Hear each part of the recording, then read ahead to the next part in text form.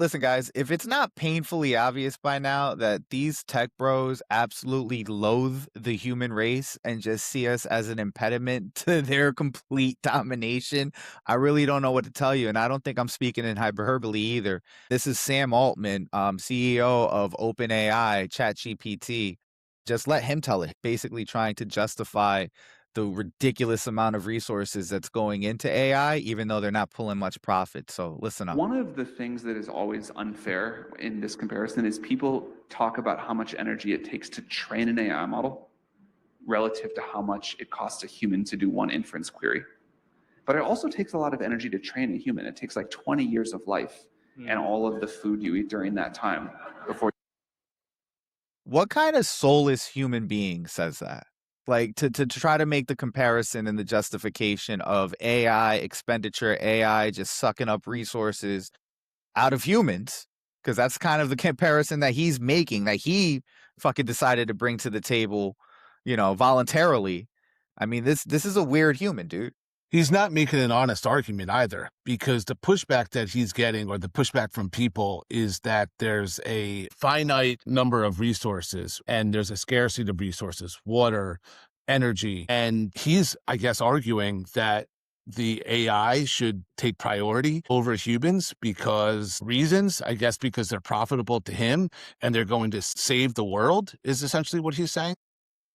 I think it probably stems from a more sociopathic place, but let's let him finish up on his point You here. get smart. And not only that, it took like the very widespread evolution of the 100 billion people that have ever lived and learned not to get eaten by predators and learned how to like figure out science and whatever. That guy that said, yeah, you suck, dude. Like you suck for like buying in and feeding into his bullshit.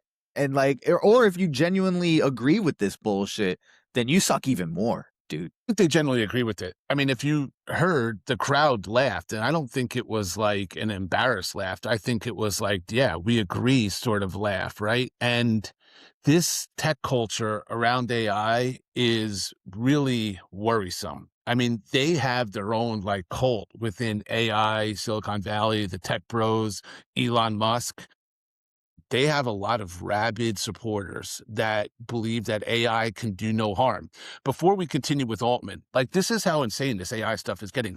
Elon Musk, who a lot of people listen to, he was on Twitter basically saying, stop saving for retirement because AI is going to make everyone so wealthy, you won't need any money for retirement. And it's like, really, dude? Like, that's what we're doing here? Because what he's trying to do is convince the masses that we need to support AI no matter what, right? Because Above everything else. Yeah, it's going to lead to this utopia. Don't worry, it's going to take everyone's jobs, but you're not going to need jobs because you're going to be so wealthy from the AI that life is just going to be grand. Yeah, that coming from capitalists, sure. Right. That makes all the sense in the world. That's how it's always worked. Yep. Yeah, their propaganda at this point is coming on thick. By predators and learned how to like figure out science and whatever to produce you, and then you took whatever you took. So the fair comparison is, if you ask ChatGPT a question, how much energy does it take once its model is trained to answer that question versus a human?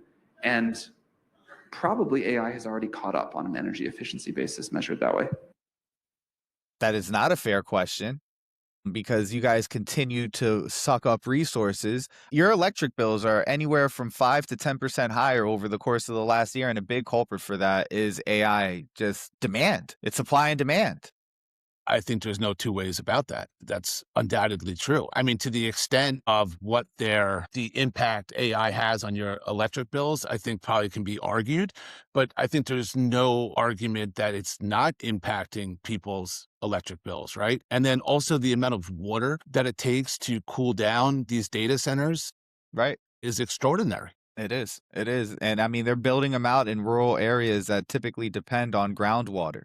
right? I seen this story of this woman in some part of rural America, and she says that her well dug 100, 200 feet deep, and she knew that the water table was at 70 feet or whatever it was, right? And, since she moved in 20 years ago, and before the data center came in, it might have gone down 2 feet, right? Over the course of however 20 years that she's been there. She says over the course of just the last couple of years since the data center popped up in the area, her water table dropped like 10 feet in 1 year. Well, Like that's not sustainable. that's AI's water table now, and she is is a drag on the AI needs. I mean, why is she taking away from the AI, right? Like that's AI's water. It's I mean, AI. that's essentially what Altman would be saying. Yeah, for the most part. This guy, he exhibits addict behavior. Coming from somebody that's been, 7 years in recovery, this guy exhibits addict behavior. And here's an example of it. This was from a couple months ago. 13 billion in revenues, make 1.4 trillion of spend commitments, and you. Okay, again, those numbers are, you guys are making, and this guy's an investor in OpenAI, by the way. And he goes, you guys are getting $13 billion in revenue, and you've made $1.4 trillion in commitments, which is 100x of their revenues. More than that. We're talking about data center build out. We're talking about chips from NVIDIA, data center build out from Oracle, right? It's all one big circle jerk. But this is the question that the guy is asking. So let's just one more time. Hanging over the market is how can the company with 13 billion in revenues make 1.4 trillion of spend commitments? And you've heard the criticism, First Sam. of all, we're doing well more revenue than that. Second of all, Brad, if you want to sell your shares, I'll find you a buyer. Listen, I know that I have a fucking $20,000 gambling debt, but if you can't give me $100 right now, I mean, what, you don't fucking believe in me? You don't believe in me? Is that what you're saying? I don't need this type of energy in my life. I'll go talk to somebody else. Yeah, it's like someone that's making like plans on a Saturday and has like 9 different plans with people. And someone's like, you have all these different plans. You're not going to be able to do everything. It's like, I'm going to do it. I'm going to do them. It's his addict behavior, especially his reaction to it. That's textbook addict behavior. Yeah. That defensiveness is textbook. And he is high on the money spigot.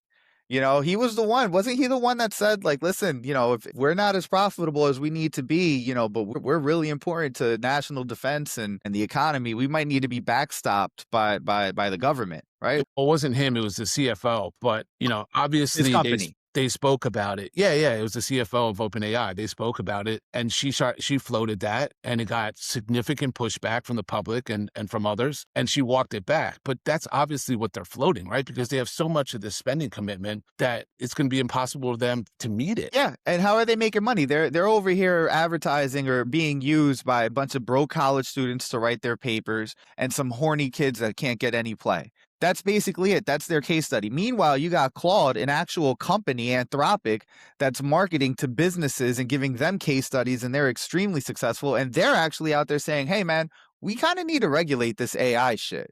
They're the only ones out there. It's true. I remember when Altman was like, we're not going to build AI for like porn and stuff like that. And people were like, that's virtuous, Sam, that's great. And he changed that tune pretty quickly because he needs revenue, right? And there's a lot of revenue, obviously, in around porn and AI girlfriends and all that shit that, young men are being pushed towards. So we'll see where that goes. And then one last thing I wanted to show you guys is, again, his disdain for humans is terrifying. It's genuinely terrifying because he doesn't see the beauty in people. He honestly doesn't see the beauty in the design of the human, right? But like, this is over a 10-year study. I just seen this pop up on the timeline. Researchers from Harvard University and Google mapped a 1 cubic millimeter sample of human brain tissue, roughly the size of half a grain of rice.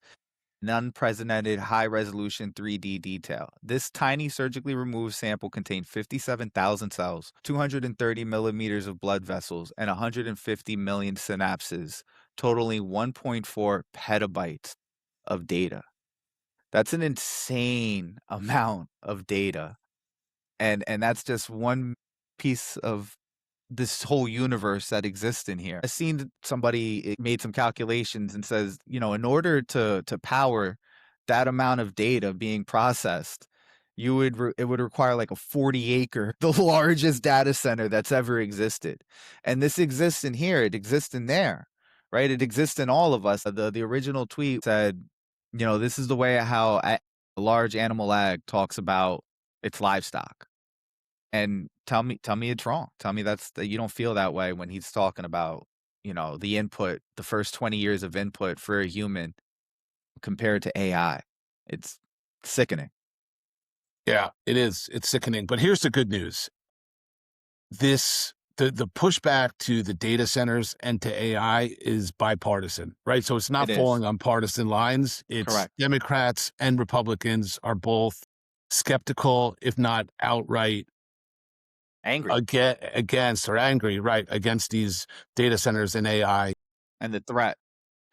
Yeah, and then you had the Trump administration, right, trying to say that the federal government, they won't allow states to regulate AI, and there was significant pushback there. So I do think the public has woken up to the dangers of AI, so we'll see where this goes. I mean, certainly the Trump administration is not going to do anything about it, but you hope like the next president, whether it's a Democrat, will be able to push back against these guys a little bit and institute some regulations around AI. Fingers crossed. Again, that's one of the main reasons why we're going to need a progressive in there instead of a moderate or a centrist, because a moderate or a centrist is just going to go ahead and take those dollars and just go wherever the money is. And I mean, it's been proven time and time and time and time again. But listen, guys, hope you guys enjoy the show. Don't forget to like, subscribe, comment, share, and hit the bell icon to get notified when we drop a new episode. And we will talk to you guys soon. Peace.